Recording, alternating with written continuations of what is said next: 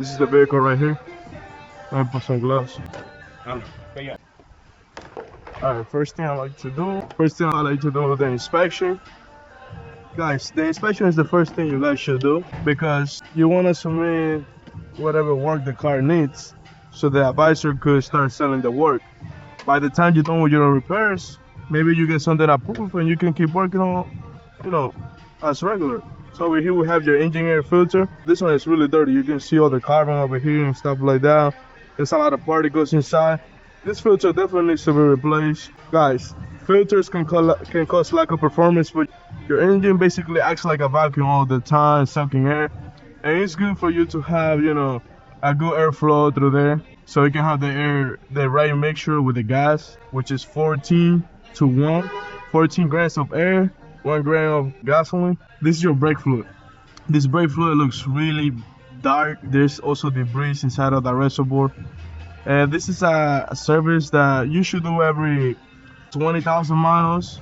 A lot of moisture gets in the system and it corrodes the fluid, becomes acidic, eventually destroying the internal metal of the lines, clogging a hose, or even making a brake caliper to get stuck, something like that. So this machine is a battery tester. Let's go ahead and read that VIN number. Guys, always look at the door jamb if you're trying to look some information about the vehicle, to find the VIN number, the weight of the vehicle, just like that, like the day that it was made. We're connecting the test leads again and testing the battery. This battery is 650 co-cranking amps.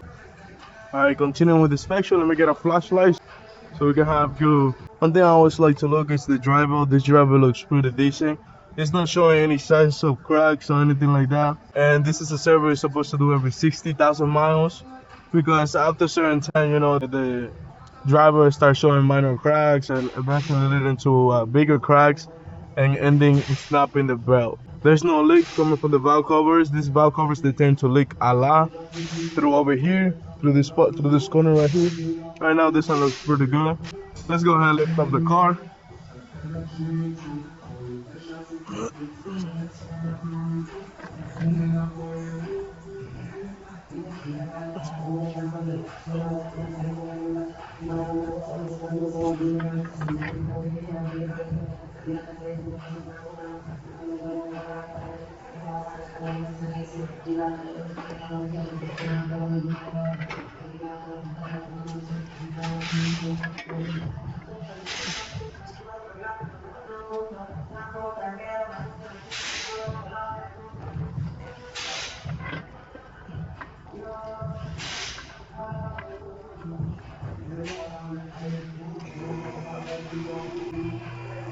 I always like to look at the struts to see if they're leaking. The inside is fine. Sometimes you gotta remove this bolt from here to make sure it's not leaking, but I can see that these ones are not.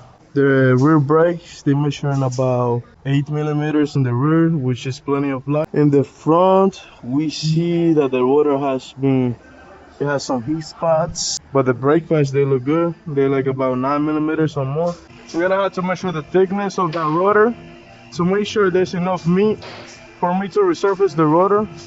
If not, then the customer will need to buy new brake rotors, which are expensive. So we're trying to prevent the customer from buying new rotors by resurfacing them.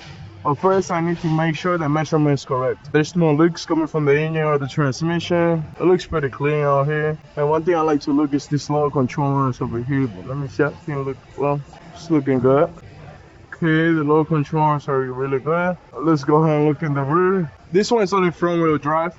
If it would have been 4-wheel drive, you would have the differential here connected to a drive shaft, which would have been connected to a transfer case in the front. This is not the case, but most of the things look good in this vehicle, guys. So concluding this inspection when we're performing the repair.